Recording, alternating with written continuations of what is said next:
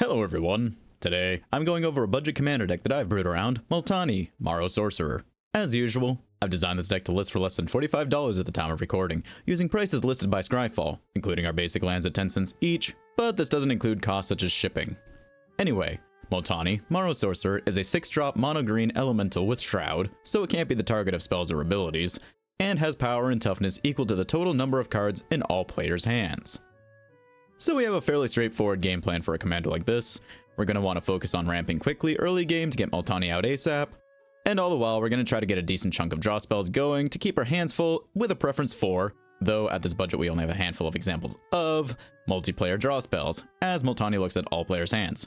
We'll also want a decent number of ways to get trample on our creatures in a non-targeting way, while also hopefully having an effect that gives us no max hand size, so we can continually grow Multani across turns without having to rely on our opponents having larger hands.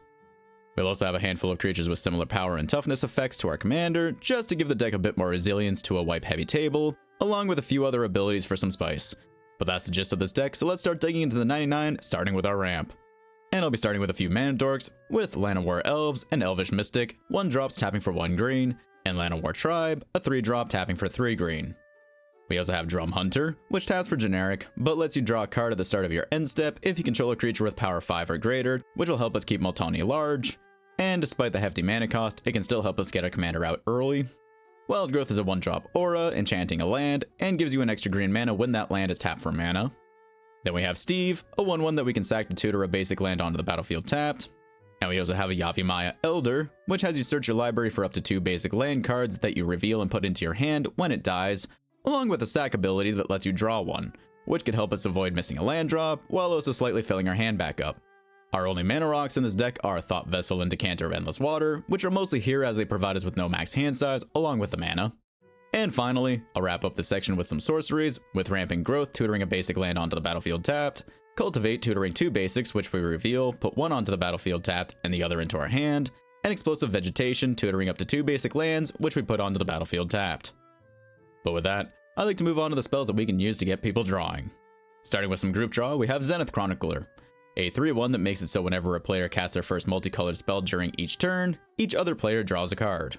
Fecundity makes it so whenever a creature dies, that creature's controller can draw a card. Heartwood Storyteller has it so whenever a player casts a non-creature spell, each of that player's opponents can draw a card. Rites of Flourishing has it so at the beginning of each player's draw step, that player also draws an extra card, and each player can play an additional land during each of their turns. And Howling Golem is a 2/3 that has each player draw a card whenever it attacks or blocks. Then moving on to our own draw, Colossal Majesty has us draw a card at the beginning of our upkeep if we control a creature with power 4 or greater. Harmonize simply has us draw 3 cards. And Return of the Wild Speaker lets us draw cards equal to the greatest power among non-human creatures we control. Garruk, Primal Hunter, is a planeswalker that can be used to make creatures, but we could also just pop him immediately with his -3 ability to draw cards equal to the greatest power among creatures we control. Lifestream's Blessing has you draw X cards, with X being the greatest power among creatures you controlled as that spell was cast. And it can also be Foretold, at which if the spell was cast from exile, you also gain twice X life. Rishkar's Expertise has you draw cards equal to the greatest power among creatures you control, and then you may cast a spell with mana value 5 or less from your hand without paying its mana costs. And finally we have Momentous Fall and Disciple of Freelis, which have you sack a creature as part of their casting costs.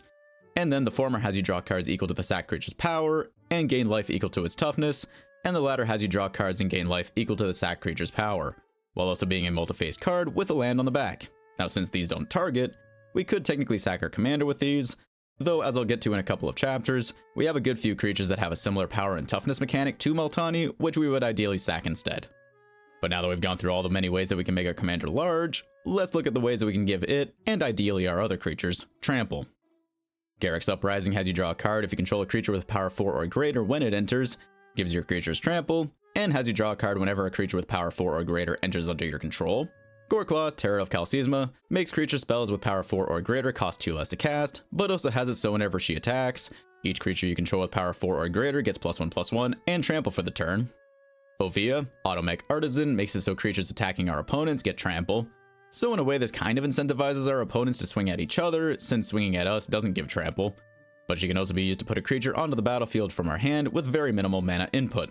Master Symmetries is a 4/4 with reach that gives the creatures we control with power equal to their toughness trample for the turn whenever they attack.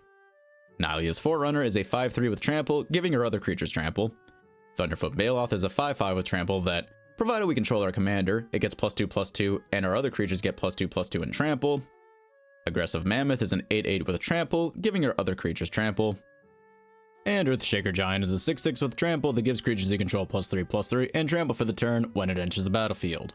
Glorious Sunrise has you choose one of 4 modes at the beginning of your combat, either giving your creatures +1/+1 and Trample for the turn, having a land you control be able to tap for 3 green mana, you could gain 3 life, or you can draw a card if you control a creature with power 3 or greater.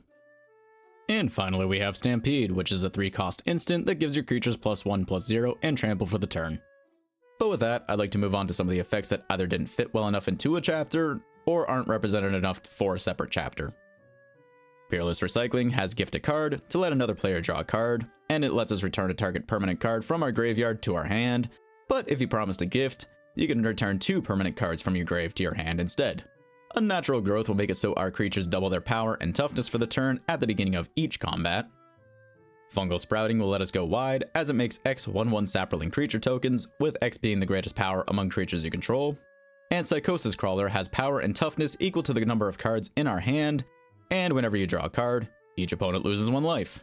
While Maro simply has power and toughness equal to the number of cards you have in hand. Miming Slime has you make an XX Ooze creature token, with X being the greatest power among creatures you control. Tumbleweed Rising basically does the same as Miming Slime, just making an elemental instead of an ooze. And Sage of Ancient Lore has power and toughness equal to the number of cards you have in hand, and has you draw a card when it enters. And at the beginning of each upkeep, if no spells were cast during the last turn, it transforms into Werewolf of Ancient Hunger, with Vigilance and Trample, and has power and toughness equal to the number of cards in all players' hands, though it transforms at the beginning of each upkeep where 2 or more spells were cast by a player during the previous turn. Masumaru, First to Live, has power and toughness equal to double the number of cards you have in hand. And Realm Seeker is a 0/0 that enters with X +1/+1 counters on it, with X being the total number of cards in all players' hands. And it also has the activated ability to remove a +1/+1 counter from it to tutor a land, which you reveal and put into your hand. But with that, I'd like to move on and talk about our various sources of interaction. Starting with Return to Nature and Heritage Reclamation, having you choose between destroying an artifact, an enchantment, or exiling a card from a graveyard, though the latter also has you draw a card if you choose to exile a card from a grave. Wear Down also has Gift a Card, and has you destroy an artifact or enchantment, but if the gift were promised, you get to destroy 2 artifacts and or enchantments.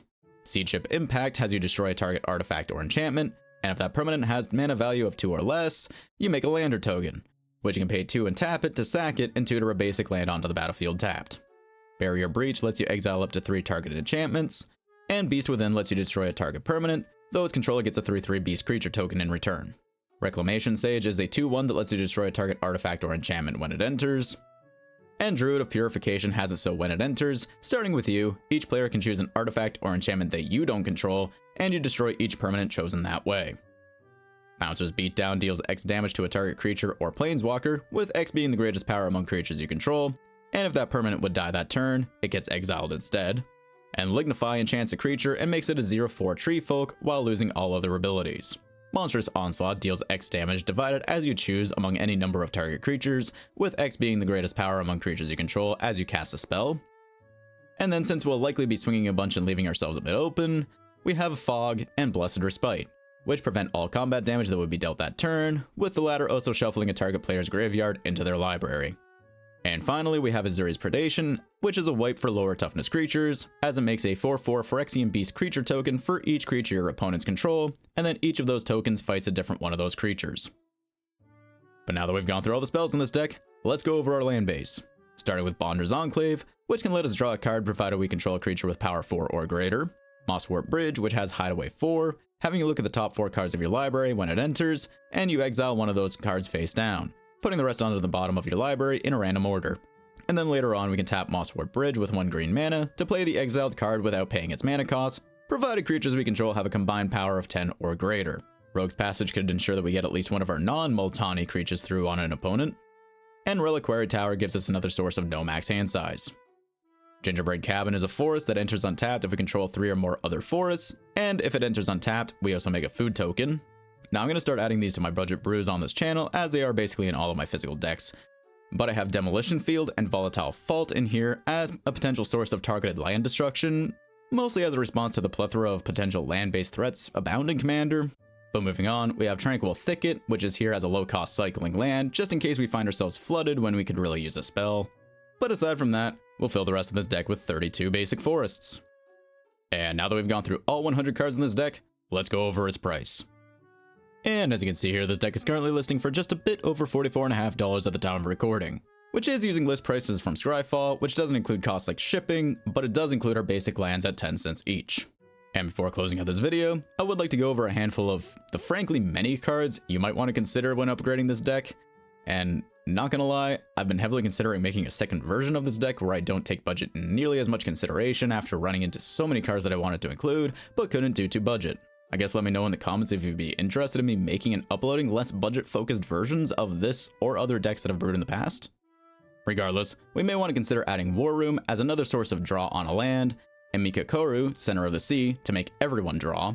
Then, like Mikokoru, we have Temple Bell and Otherworld Atlas, which can be tapped to make everyone draw, while Howling Mine would effectively have each player draw an extra card at the beginning of their turn, and Scrawling Crawler has each player draw on our upkeep, while each opponent loses 1 life whenever they draw. Bugenhagen, Wise Elder, is a solid mana dork for this deck, as he'd also frequently have us draw a card at the start of our upkeep once we get Multani or one of our other big creatures out. And Season of Gathering is another spell letting you draw cards equal to the greatest power among creatures you control, while also being a way to get a creature you control a +1/+1 counter, along with Vigilance and Trample for the turn, or it could be an artifact or enchantment wipe. Arachnogenesis and Moment's Peace are a couple of upgraded fog effects. While Collective Resistance, Crossing Grip, and Kenrith's Transformation are also solid interaction. Overwhelming Stampede could be a solid way to close out a game, as it gives creatures you control a trample, and +X/+X for the turn, with X being the greatest power among creatures you control. And finally, Surak and Goreclaw, Old One-Eye, and Primal Rage are some other solid trample anthems, with the first also giving your creatures haste and a +1/+1 counter put on it the turn they enter, and Old One-Eye making an additional large creature as it enters, along with a way to return it from your grave to your hand. But that's a good few upgrades to consider, so if you'd like to build, adapt, upgrade, or otherwise play with this deck, the link, as always, is in the description down below. If you got this far, maybe consider dropping the video a like, and sub to the channel if you'd like similar videos in your feeds in the future. But regardless, thank you for watching, and I'll see you next time.